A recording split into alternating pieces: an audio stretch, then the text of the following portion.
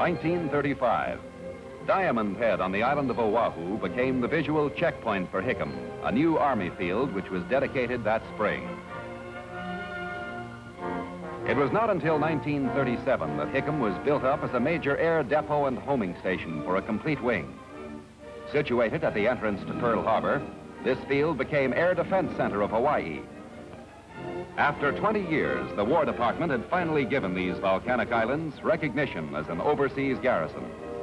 Eventual home for the Hawaiian Air Force, the Pacific Paradise easily won a reputation among airmen as being a good deal. When the volcano Mauna Loa on Hawaii suddenly became active, the government called on the Army Air Corps to bomb the lava flow and try to save Hilo City. We still welcomed every chance to serve the public and win their support. The antique bombers were gassed up and the bombs were fused, ready for the operation.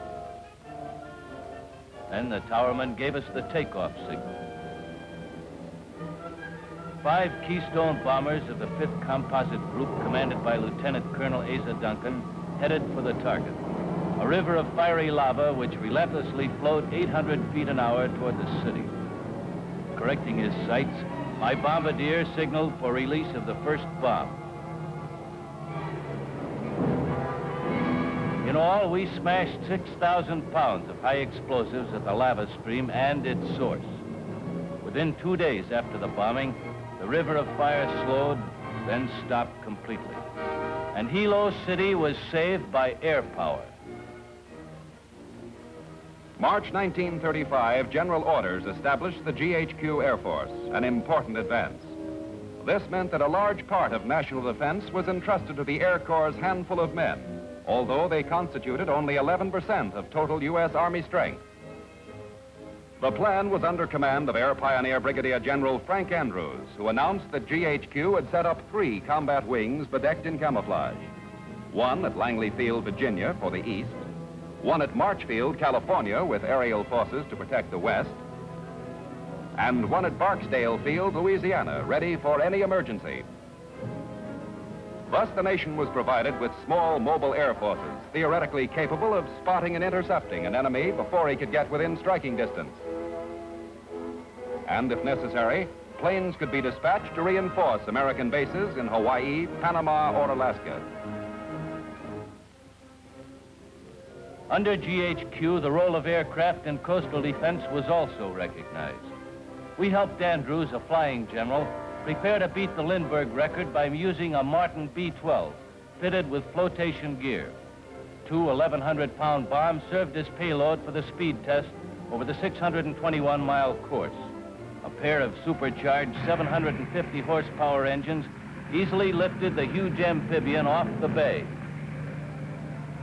Flying from Langley Field, Virginia to Bennett Field, New York, and return, Army engineer timekeepers tracking the entire flight clocked Andrews at 165 miles an hour, whereby he established 3 new world records for seaplanes and advanced American air power. In the interest of scientific research, an historic flight was made on Armistice Day, 1935, from the Stratobowl in South Dakota.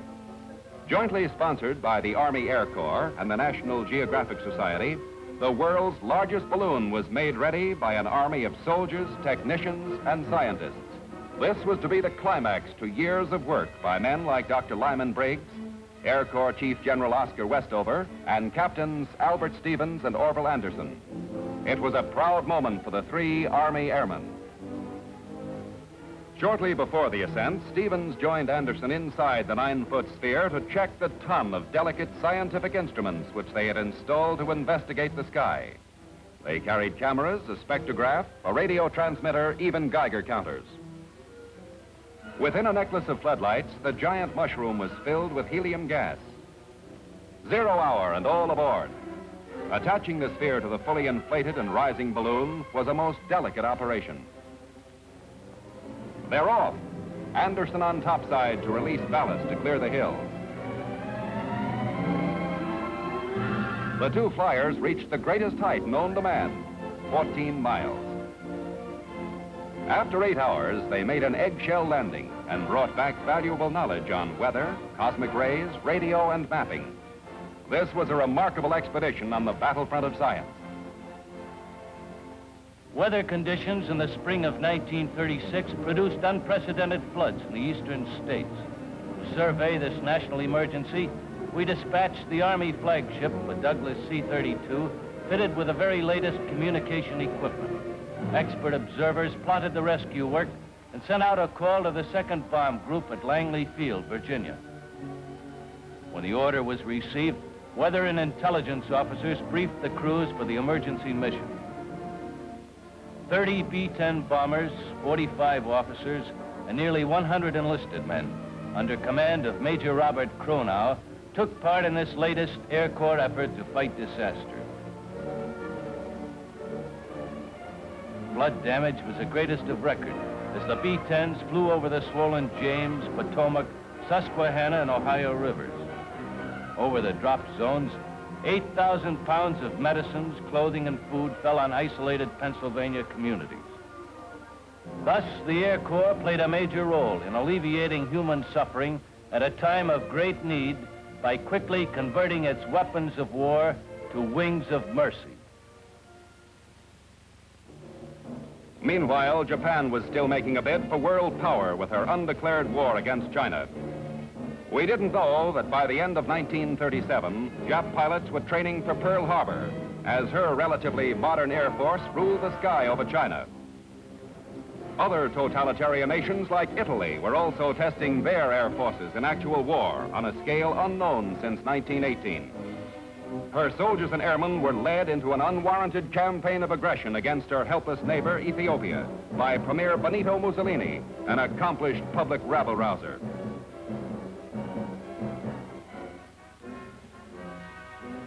In a country so primitive, there was no real opposition. To Mussolini's pilots, bomb strikes on native troops appeared like flowers bursting into bloom. The day he went before the League of Nations, Haile Selassie knew he would plead in vain. He stated that Italian aircraft had hurled gas and death upon his people and asked if the free world intended to bow before force. A few days later, the League of Nations went out of business. That's when the American press started wondering why U.S. air power was falling so far behind Italy, France, Russia, and Britain. As a correspondent, I went to the War Department. Air Corps leaders showed me what they were doing with limited funds. I was surprised to find that working with American industry, the generals had started planning a long-range heavy bomber as early as 1933. Specifications had asked for an aerial dreadnought of tremendous capabilities. These requirements of speed, range, load, and ceiling had posed many problems for the designers. I discovered that among the models submitted was this revolutionary design from Boeing calling for 4 engines. If accepted, it would become a flying battleship, 68 feet long with a wingspan of 104 feet. Along with the model, Boeing engineers had prepared a detailed proposal which they submitted to the Materiel Division.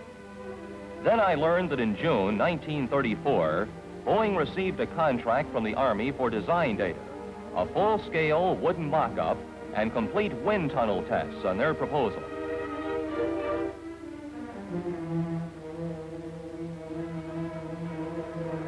Later, with many changes and suggestions, the Army Inspection Board approved construction of only 1 experimental plane.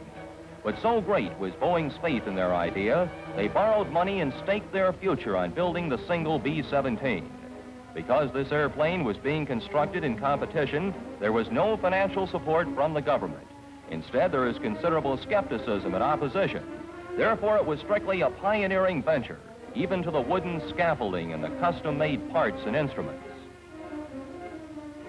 Building the first 4-engine bomber was a great gamble. No one would have thought that this maze of metal taking shape in the Boeing plant was to become one of the major weapons to fight for freedom a few years later. June 1935, the men who built her rolled the baby out into the sun.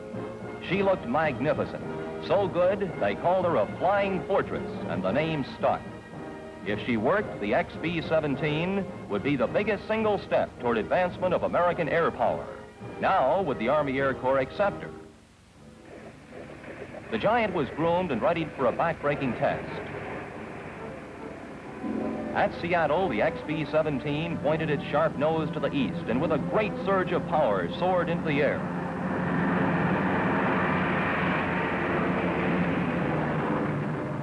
Past Mount Rainier, the majestically sweeping design with feather-like maneuverability surpassed even the best hopes of its designers.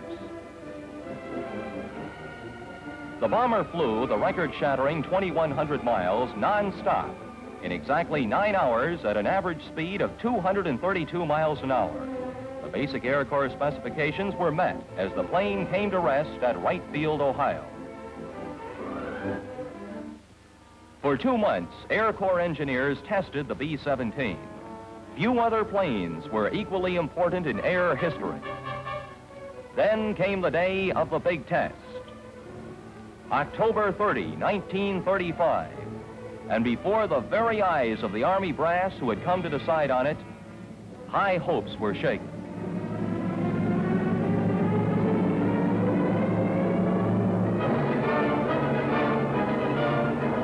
Every one of us who had worked for the perfect defense weapon saw our creation go up in smoke.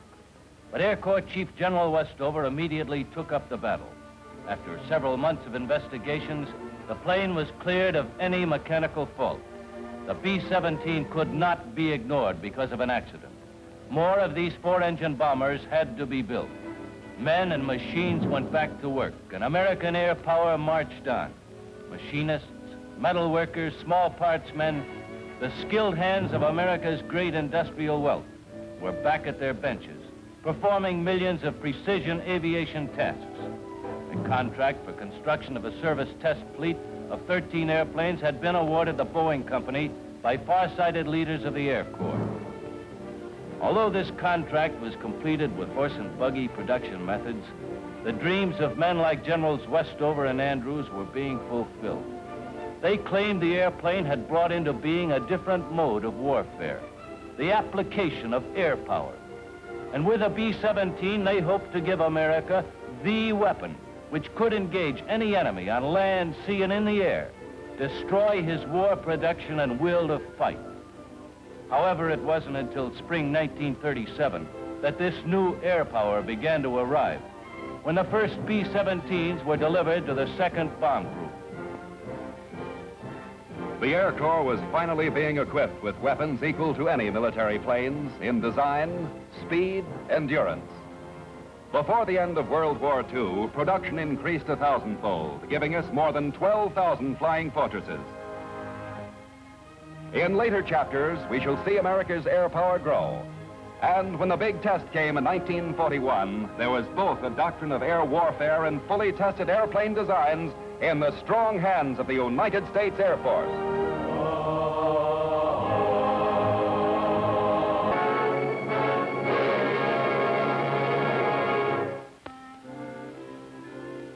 Late in 1937, the Army Air Corps prepared 6 flying fortresses for the famous Goodwill flight to South America. Special flying gear for 49 officers and men was inspected for the record-breaking mission. Finally, on February 17, 1938, engines were started and the B-17s began to rev up. Lieutenant Colonel Robert Olds signaled the planes to proceed individually over the route.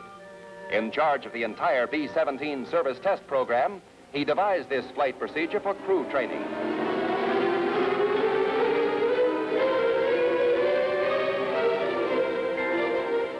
Rendezvousing at each day's objective, they engaged in the only formation flying of the trip.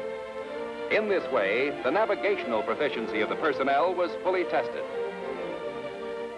After visiting Argentina, Chile, and Peru, the bombers returned to the United States and sat down at Langley Field, Virginia.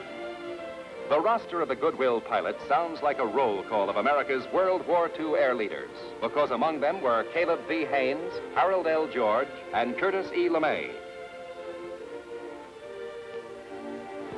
Such missions were labeled the great expeditions of the first generation of human flight. Later, Secretary of War Harry Woodring led a party of us, including Generals Arnold and Emmons, to honor the 2nd Bombardment Group. For achieving the most outstanding Army Air Corps Flight of the Year, we awarded them the highly prized Mackay Trophy. All 49 men were saluted for their high degree of skill in pilotage and navigation in accomplishing the 10,000-mile mission. Meanwhile, with the advent of Hitler, the German Air Force came back to life. Glider clubs for Hitler youths were fostered throughout the fatherland. For the bigger boys, flying sports clubs were the attraction. First, Germany's aviation industry was ordered to build only commercial planes, easily convertible for military purposes. Then, ignoring the Versailles Treaty, Hitler gave Air Minister Goering the green light to go into mass production of fighters and bombers. America, the cradle of aviation, soon was outmanned and outplaned. We didn't seem to know that it took 1 year to train a pilot and 5 years to design and build a plane. Hermann Goering did.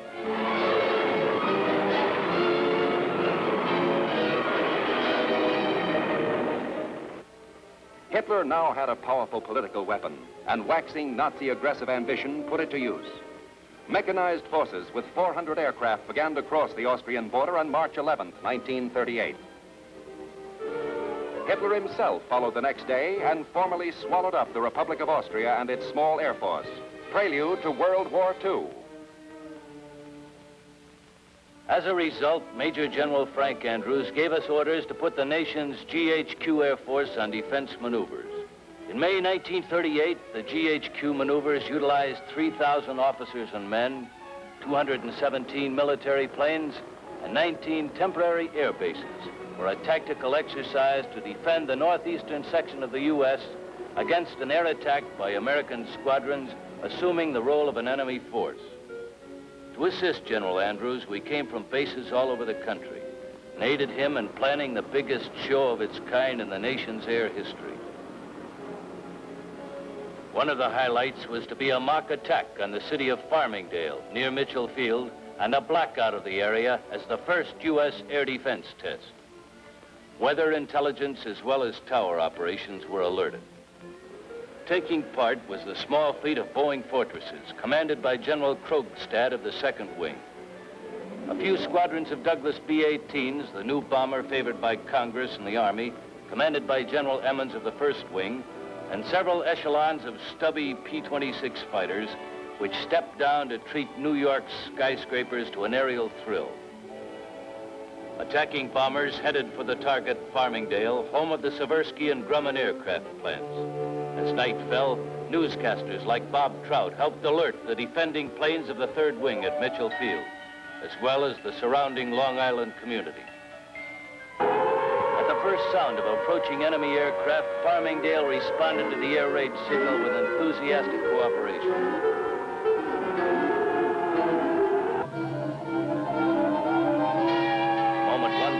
Spotted, the detector picked up an entire squadron. They dropped flares instead of bombs, and with blank ammunition, the defenders hit back.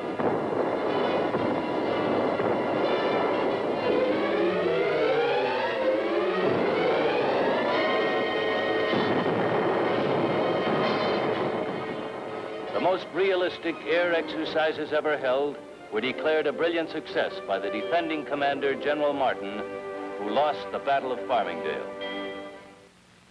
September 29, 1938, Hap Arnold became Chief of the Army Air Corps. With Andrews, he briefed General Marshall on the air facts of life. On the day following Arnold's appointment, the Munich Agreement was signed. Without firing a shot or dropping a bomb, Hitler's military machine had won for him a great victory.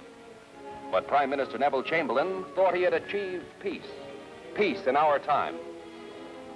The very next day, 500 German aircraft assisted in the invasion of the Sudetenland. By appeasement, Hitler had conquered Czechoslovakia. 6 months later, the Czech Republic was dissolved. Munich taught America a great lesson. In international diplomacy, as in poker, you can't win if someone else holds all the aces. So in 1939, the Air Corps began to expand, to give the nation minimum air protection. And young Americans came to Texas to learn how to walk in the flight boots of air heroes like Thomas Selfridge, Eddie Rickenbacker, and Billy Mitchell. Thus, the training to build a manpower pool of reserve pilots began.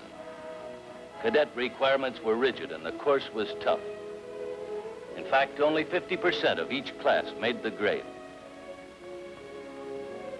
Within a few hours after his arrival, Mr. Cadet drew his uniforms, including white gloves, and was given a room, army blankets, and a rifle, which he learned to care for like a baby. Stern-faced and serious upperclassmen received their orders to guide the new flying cadets, whom they called dodos, through the intensive ground and aerial courses. Before the dodos learned to fly, they became soldiers. In 1 year, they had to absorb the Army's long tradition of service, honor, loyalty, and discipline, so that later they would know how to command. For the cadet was more than a prospective aviator. He was a potential officer in the Army Air Corps. For the academic phase of the life at Randolph Field, the Department of Ground Training provided the new cadet in the primary stage with intensive studies in meteorology, navigation, radio, and air regulations.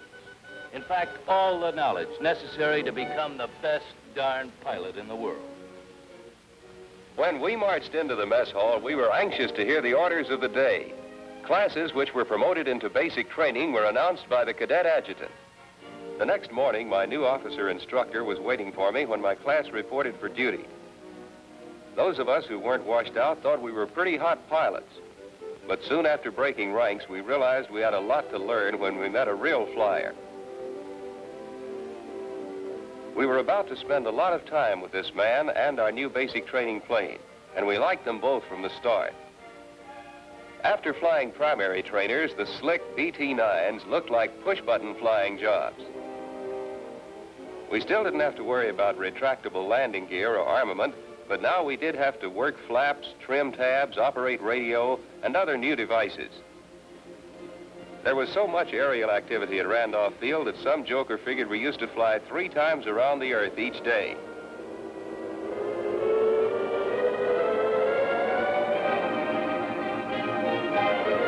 Flying formations and cross-country, we covered more square miles than there are in the state of Texas. Although we had more instruments to watch, more complicated equipment to handle, flying was no longer a chore. It was fun, sport, excitement. And with every flight and every landing, the feeling grew. We talked and ate and slept flying. They say it costs thousands of dollars to train a pilot. Frankly, we should have paid the Army for the chance. Instead, we got $75 a month and the opportunity of a lifetime. After counting our pay, we got ready for weekend leaves. Life at Randolph wasn't all work. I'll never forget the big times in San Antonio where we rushed cadet widows, the name we gave to the local girls. For the spiritual and moral side of the student's character, the City of Wings had one of the most beautiful chapels in the Army. And to build his body, there were more than enough sports to choose from.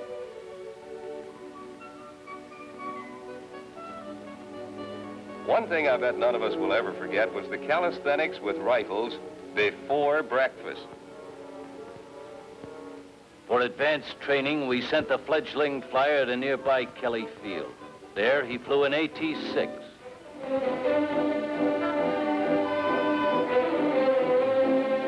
Although the 1939 aviator was America's #1 idol, no longer was he a one-man show. That ended in 1918. Teamwork was the keynote for training, just as each cadet learned that it was the basis of all flying. The leader and his wingmen were a team, pilot and air crew, flyer and ground crew. Because in this business, every man's life was always in the hands of a team. The Germans had their secret weapons. We had some ourselves. But the most valuable weapon in our entire arsenal was the self-reliant, resourceful American soldier. Accordingly, our cadets have always received more actual flying hours than any other nation.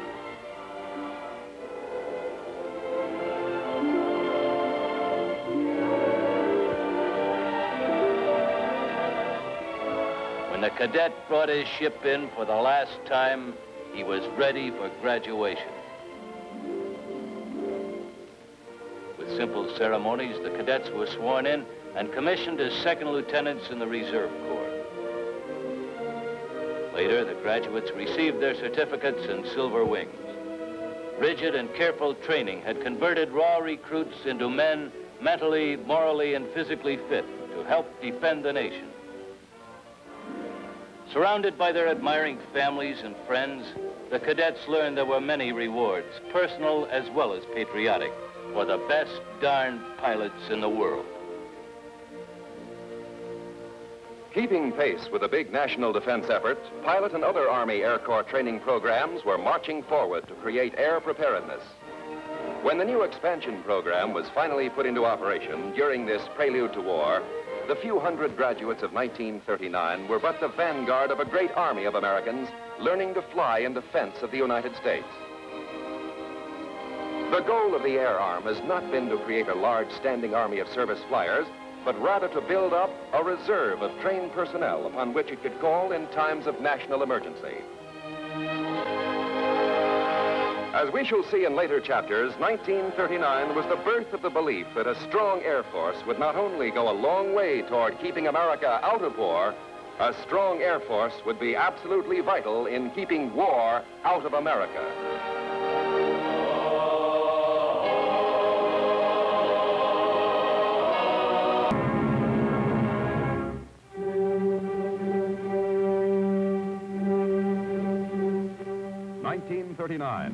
The United States, shocked by appeasement at Munich, had her leaders take a closer look at military aviation.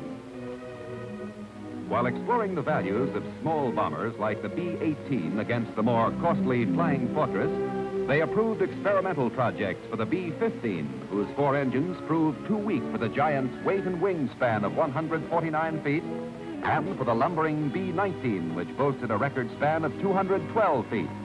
However, both new ships did pay dividends in future bomber development. It finally took world events to give the U.S. Air Force its biggest shot in the arm. On the fateful dawn of September 1st, 1939, Hitler directed the German army and Luftwaffe in a lightning-like campaign. The map was Poland. The plan was surprise. 20 years before, President Wilson had warned us that any future war will inevitably open with great aerial activity. Wilson was right. Without warning, 2,000 modern German combat planes took off for the first aerial blitz in the history of the world.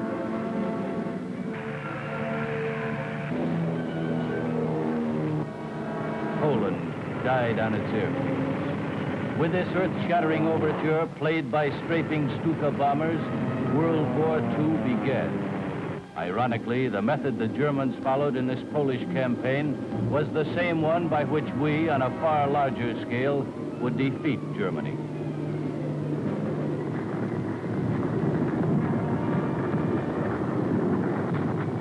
As thousands of bombs demolished Polish cities, the U.S. Air Corps learned a lesson.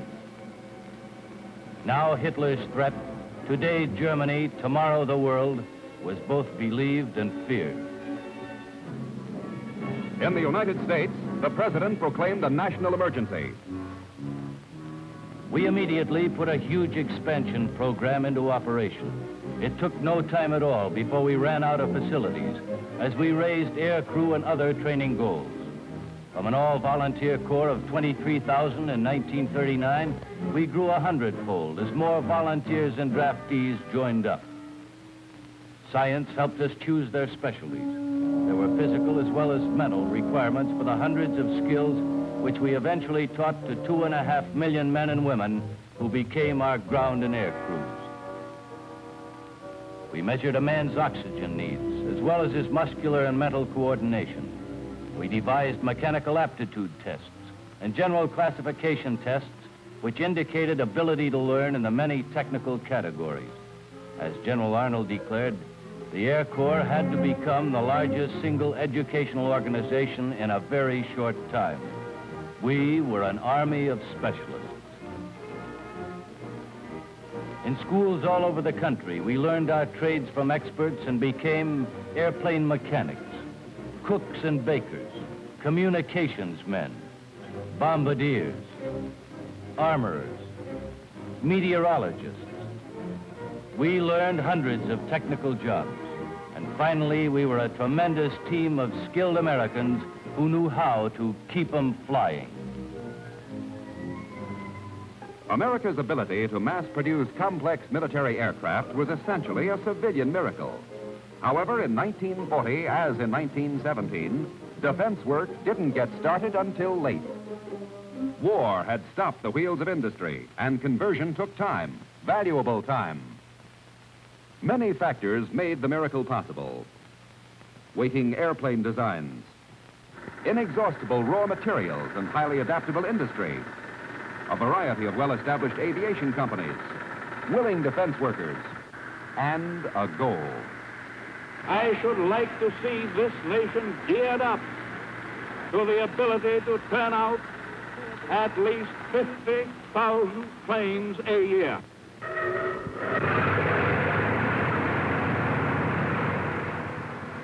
Many said this was impossible, but the new models were ready. B-25 Mitchell by North American. P-38 Lightning by Lockheed.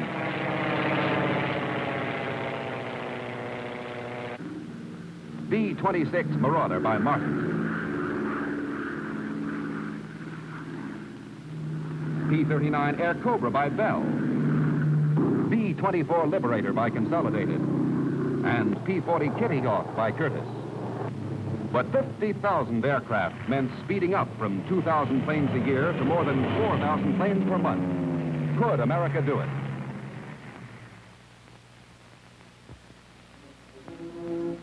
When German forces, led by her Luftwaffe, began to overrun the map of Europe early in 1940, across Denmark and Norway, then southward, speeding over Holland and Belgium toward France, I, as a military observer, filed my reports.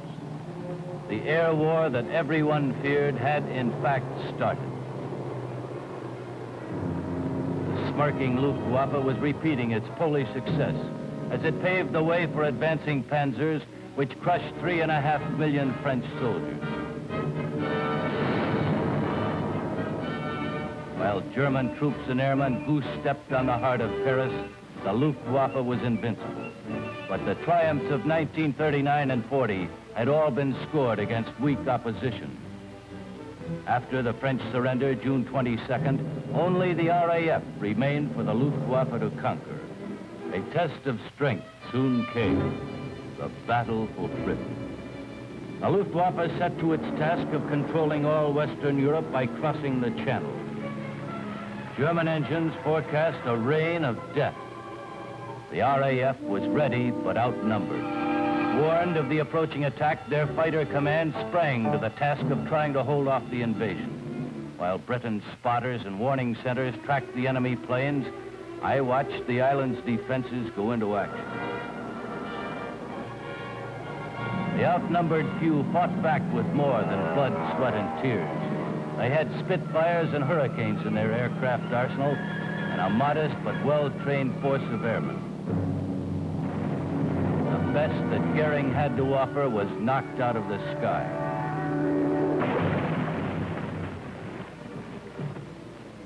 The Royal Air Force, outnumbered 2-1, fought the Luftwaffe to a standstill and chased them back across the Channel. Then Britain's warning centers reported that Goering switched to night raids. London was still the main target, but the people had learned to take it.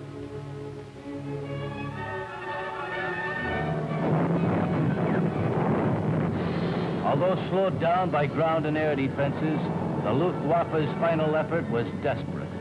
Her repeated night raids on southern ports and shipping were furious, but Britain was saved. Out of the London Blitz came new cooperation with friendly nations for U.S. air defense. The President revealed an agreement transferring 50 overage destroyers to Great Britain in exchange for the right to establish air and naval bases at 8 key points. We received 99-year leases on sites in Newfoundland, Bermuda, the Bahamas, St. Lucia, Jamaica, Antigua, Trinidad, and British Guiana. For bases such as these, late in 1941, Army engineers began to practice building airfields in a hurry, a job they eventually did all around the world. At the Louisiana and Carolina maneuvers, steel carpets for airplanes were tried with excellent results. Air leaders call these landing mats the year's greatest achievement in aviation. Rivalry between Air Commanders William Kepner and Asa Duncan was keen, and every effort was made to simulate actual war conditions as they existed in Europe at the moment. Except that Hitler didn't use sacks of flour. High point of the maneuver was the lesson learned from the first large-scale use of American airplanes to move armies. On November 22nd, the fleet of C-47s unloaded a complete battalion of airborne infantry to help capture Pope Field, North Carolina. In the sham battle that followed, all the new planes distinguished themselves. Attesting to the gains made during the years of experimental flight, technical advance, expanding man and machine power, the nation's air arm was being prepared for grueling events now only days ahead. December 6, 1941, Honolulu. Although alerted, the city went about its business in the usual way. December 6, 1941, Hamilton Field, California. We were under orders to get every available B-17 to the Philippine Islands. General Arnold personally inspected the air movement of the 13 B-17.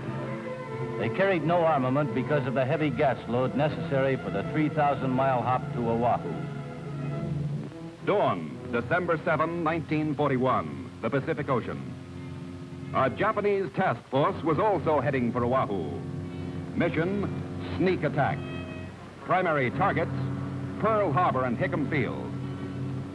Exactly at 0600, the fateful signal was given. And the first wave, 200 fighters, horizontal bombers, torpedo bombers, and dive bombers roared off. Pearl was an ideal target because through greater fear of sabotage than air attack, ships and planes had been brought together rather than dispersed. When the B-17s from California finally approached the island, their engines were heard by some of our men at Pearl and Hickam. At the same instant, from another direction, the Japs struck. In the midst of the onslaught, the unarmed B-17s arrived. Our pilots could do no more than find a place to land.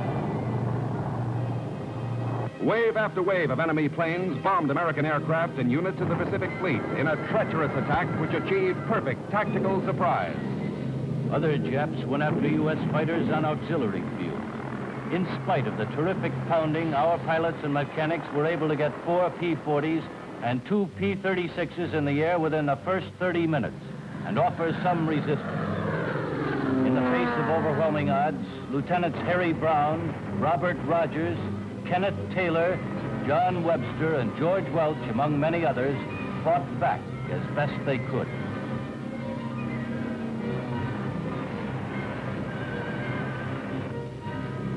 At the end of the single air attack, the United States had suffered a crushing blow, and the nation was at war.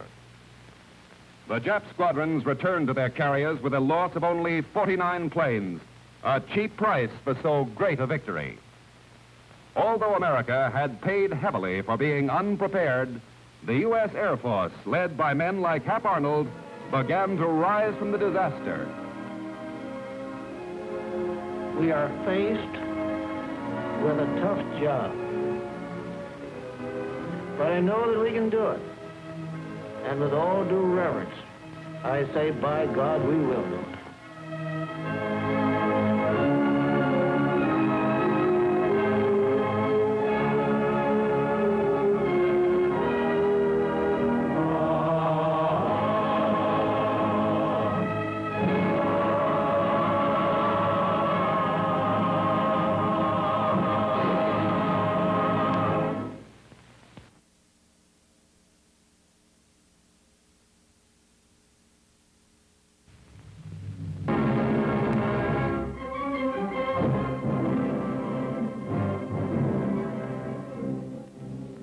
(1941), 24 hours after the date that will live in infamy, the nation assembled to hear their commander-in-chief. I ask that the Congress declare that since the unprovoked and dastardly attack by Japan on Sunday, December 7th, 1941, a state of war has existed between the United States and the Japanese Empire.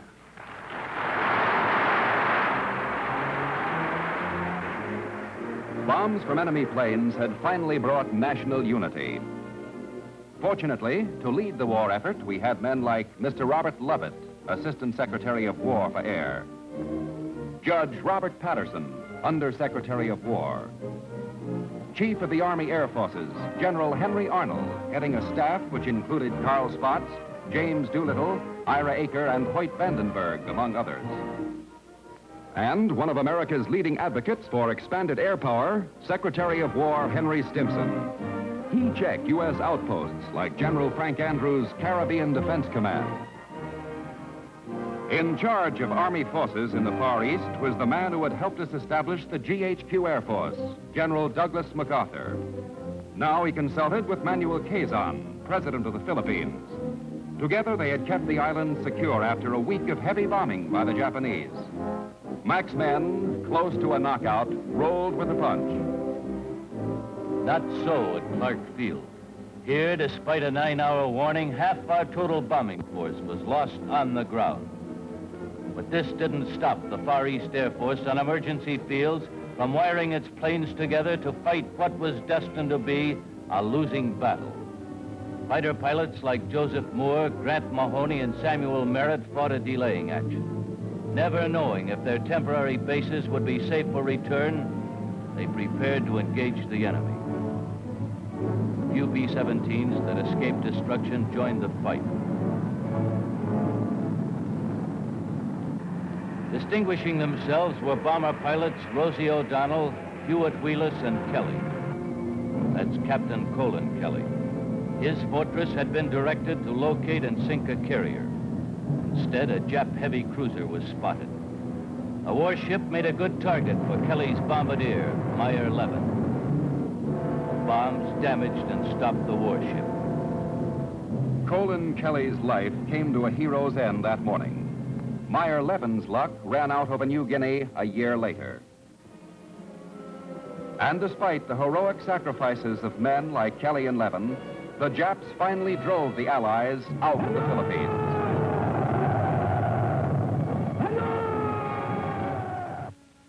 In Australia, where we had to concentrate our limited air strength after retreating from the islands, our job was to stop the Japs from sweeping over all the Pacific. With this in mind, we had to deploy our forces for the defense of Australia early in 1942. That's why General Ralph Royce, Chief of Pacific Air Staff, piloted his new boss, General George Brett, Chief of Allied Air Forces in the Pacific, on an aerial inspection tour. General Brett decided his air units must encompass the entire continent of Australia. All this time, there was an American volunteer group in Asia. Here, Special Advisor to the Chinese Air Force, Claire Chennault, had 84 volunteer pilots, including men such as Tex Hill, George Burgard, and Robert Smith. Nicknamed the Flying Tigers, their P-40 Tomahawks were serviced by Chinese mechanics and 200 American ground crewmen. Along with official sanction, the former Army, Navy, and Marine pilots were offered $600 per month and the promise of a bonus for every Jap plane destroyed. A few days after Pearl Harbor, the Flying Tiger 1st and 2nd Squadrons moved to Kunming.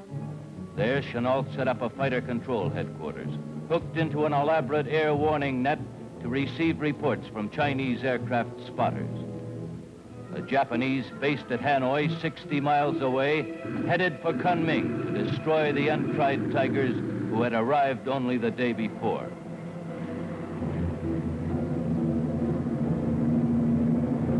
The moment the Jap flight was airborne, a sharp-eyed Chinese spotter ran to flash the warning.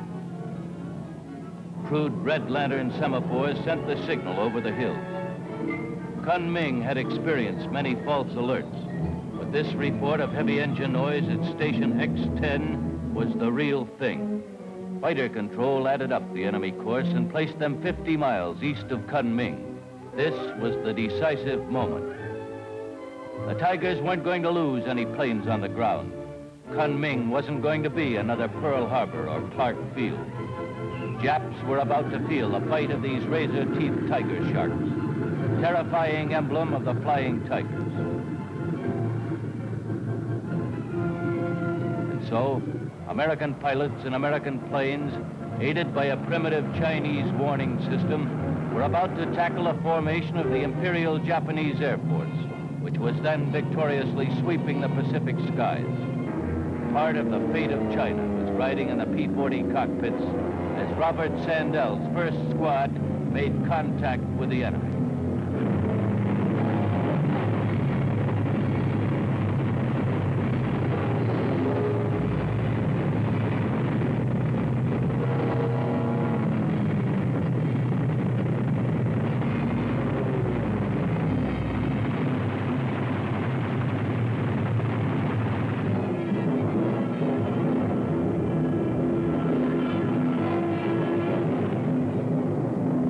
After losing 60% of their force in this one fight, the Japs never again tried to bomb Kunming.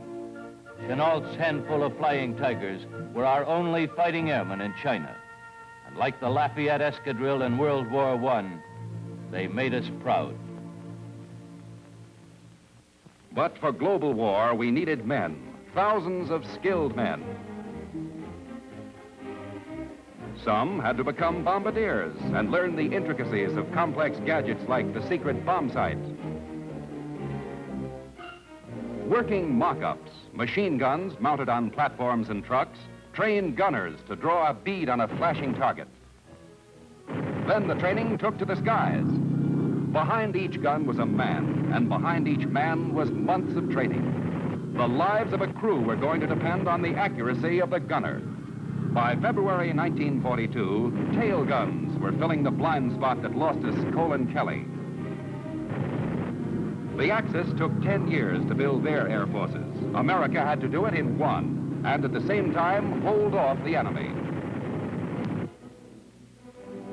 On the President's order, the bitter taste of war was returned to Japan. We fashioned a daring scheme to have the Hornet launch a force of bombers and strike at Tokyo from the sea. All the volunteers for this secret and hazardous job had been specially trained by Colonel Jimmy Doolittle. While under destroyer escort, the 80 Tokyo Raiders held a deck ceremony with Japanese medals. Doolittle fastened one of these to a 500-pound bomb. The medals were going to be returned with interest. Lashed to the flight deck, the 16 B-25s had a rough voyage. Hoping to reach a takeoff point 450 miles from Japan, but ready to start in event of discovery, the crews kept fit. They were discovered. After avoiding 2 enemy patrol vessels, the task force realized they were sighted by a Japanese picket boat.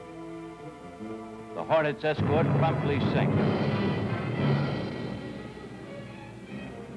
Since secrecy had been compromised and fearing an alarm all over Japan, Doolittle, forced into the decision, ordered the planes to be launched. This was 800 instead of 450 miles from Tokyo, and 10 hours earlier than planned. In spite of the last-second change, preparations went according to rehearsal. Only 467 feet of clear deck faced Doolittle's lead ship. The rest barely had room in which to rev up, and the last plane hung precariously out over the stern of the Hornet. After the wind-up by the flight officer, Doolittle made his run down the plunging deck.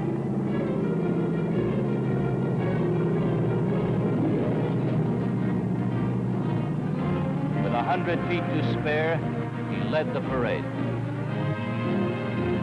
Tension eased a little once the colonel was in the air.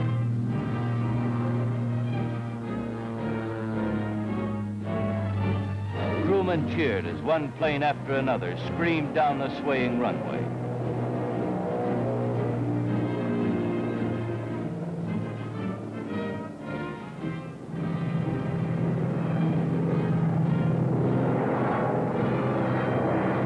excitement, this pilot started without lowering his flaps. His plane ran off the deck, dropped sharply, but expert piloting saved it.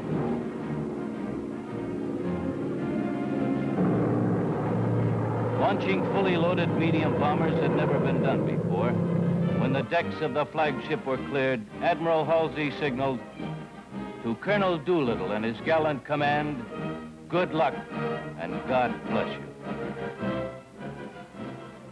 Tokyo, oddly enough, had just completed an air raid drill. Their patrol boat had warned the city, but the attack was expected the next day. Therefore, the Jap war machine rolled on, unmindful of the approaching eagles. Target factories were turning out munitions tagged for Corregidor, Midway, and Dutch Harbor. Secure behind their Pacific fortress and confident of an early victory, they discounted America's ability to fight back. Thus, the bombers were virtually unopposed as they flew on the deck. They swept in over the coast on their way to Tokyo. Elements separated and some climbed to 1,500 feet for the bombing. At 12:15, the attack was opened by Doolittle, who dove in before he unloaded his incendiaries upon the Japanese capital.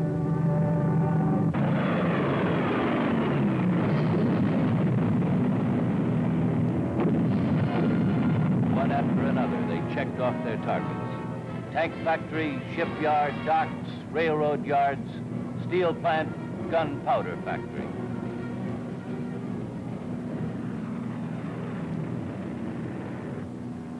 As the raiders left Tokyo with a broad trail of flame and smoke in their wake, Japan tasted war. The raid was but an omen of the eventual destruction to be heaped on Japan from the skies.